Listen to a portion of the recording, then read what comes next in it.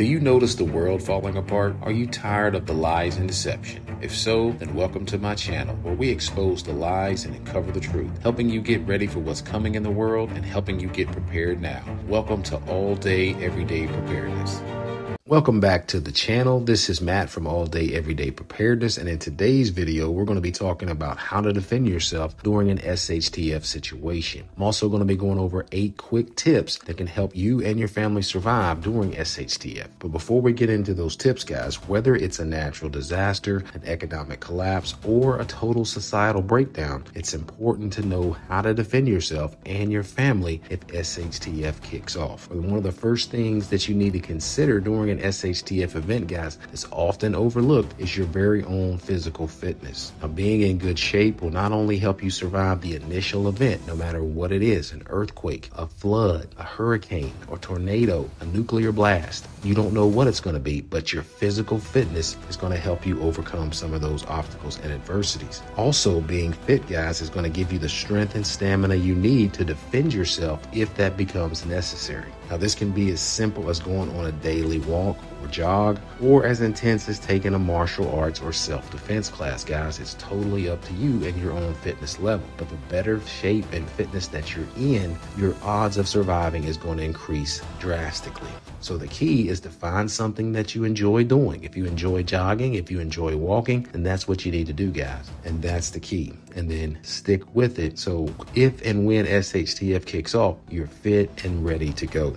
Another important aspect, guys, to consider is self-defense and firearms training. Now, whether you're a seasoned veteran or a beginner, it's important to know how to safely handle, load, and shoot a firearm. You should also consider keeping a firearm on you at all times because, as we know, guys, out here in these streets, out here in this world, it is getting a little bit more intense. So if you don't have a concealed carry permit, you may want to look into getting one of those. Also, if you're a veteran, in most states, you don't need to take a class. You can simply just show your veteran paperwork, and then you can get the concealed carry permit. However, if it's been a little bit of time since you've handled a firearm and you're a veteran, I would still urge you to go ahead and take that class, just to familiarize yourself with everything that you're going to be doing, the rules and regulations. Also, guys, the best defense is a good offense. So having a firearm can give you a significant advantage in a dangerous situation. Now, in addition to physical fitness and firearms training, it's important to have a bug out bag prepared at all times. Now, this bug out bag, guys, should include essentials like food, water, some type of shelter like a tarp or poncho, and first aid supplies, as well as any other items that you feel may be essential to your survival. Because remember, during an SHTF event, guys, local resources like fire, police, and EMS may not be available. Probably during SHTF, you can book it that it won't be available, guys. So you want to have that bug out bag ready to go. Now, optimally, what you want to do is bug in at your home or wherever you are. But we all know that there could be extenuating circumstances that make you have to flee your place of residence. And if you do have to do that quickly, you want to go ahead and have that bag ready to go. Now, guys, let's talk about these quick tips that I'm going to give you here for SHTF. Okay, tip number 1 is to have a plan. And you want to have this plan, guys, before disaster strikes. You want to make sure that you have a plan in place for you, your family, any friends, any loved ones, anyone that's in your inner circle. You want to discuss this plan ahead of time. Now, this could include an evacuation plan and a meeting place in case you get separated during SHTF. And that is very likely, guys. The likelihood of all your family being together when something like this would kick off without warning would be pretty high. You could be at work, or your spouse could be at work, or your kids could be at school, or they could be at a friend's house, or they could be at the mall, or who knows, it could be anything. So you need to have a plan in place before these things happen. That way everybody knows where to go, where to meet if you are indeed separated. Okay, guys, number 2 is a no-brainer, and that's to make sure that you have enough food, water, and other essential supplies ready to go. This way, this will give you some time to assess the situation and make necessary arrangements if the need arises. You don't want to be out in the store fighting for the last loaf of bread. You don't want to be at the dollar store, guys, fighting for the last can of soup. You want to have all this stuff stocked and stored and ready to go. That way, you and your family can safely ride these things out inside your home or wherever that you had to bug out to. But again, optimally, you want to be in your home and you want to have a good supply of food, water, and other supplies. You don't want to be out on the streets because the first so many hours will be kind of dangerous, guys. You don't want to venture out unless you have to. So again, number 2 is to make sure you have enough food, water, and other essential supplies. Okay, guys, number 3 is being able to secure your home. Now, in an SHTF scenario, it's important to be able to secure your home, guys, to protect yourself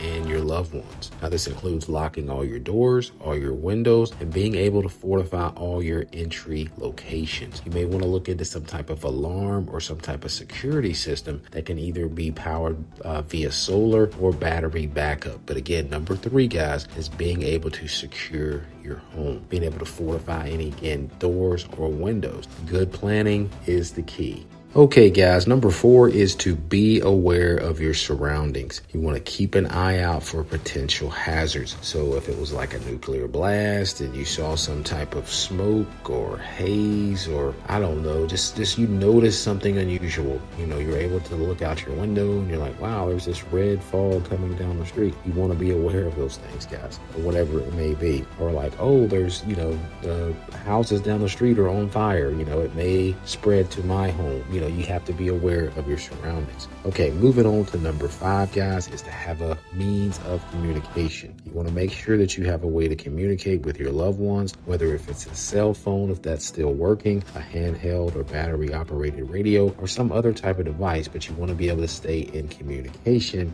with your loved ones, guys. Also, you want to have some type of way to listen to the news, any local news, any regional news, or national news, such as shortwave radio, hand crank radio, or some type of way to get some information about what's going on. Okay, moving on to number 6, guys. We've sort of already covered this, but it's very important because, again, the optimal goal is to stay in your home and bug in. But again, guys, if you have to leave your home for some extenuating circumstances, you want to have that bug out bag, again, packed and ready to go, because that's the worst case or the last case scenario is to bug out, but it may be a real possibility, especially depending on where you live and what the disaster actually is. You may have to be forced from your home. So you want to have some supplies ready to go, so that way you at least have a couple days worth of food, some water, self-defense, and first aid in that bug out bag, as well as a way to stay warm and any other essentials that you may need in that bag. Okay, guys, moving on to number 7. Again, guys, this is very critical and key. We've talked about this before as well, but again, it's important, and that is to be able to defend yourself, guys. It's important to be able to defend yourself and your family. So this means having a means to protect yourself, such as a firearm. I know there's a very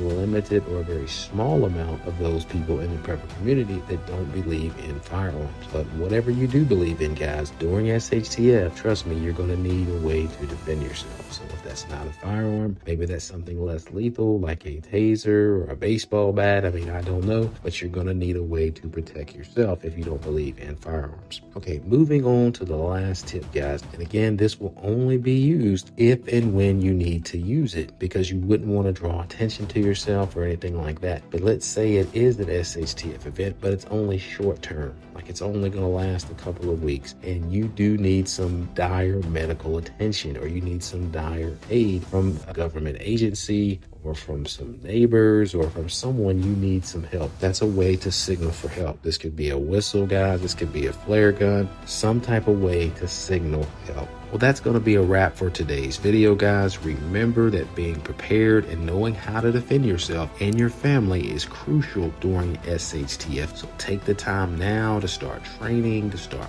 prepping, to start planning and preparing, and also work together with those in your inner circle. So that way, if SHTF kicks off, guys, everybody in your inner circle will know what to do. But guys, I want to thank you for watching. Make sure that you hit the like button. If you're new to the channel, make sure you subscribe. Also, guys, make sure you share this video out with anyone that you think that needs to know this information. But again, I want to thank you for watching. Continue to prepare, and as always, be blessed.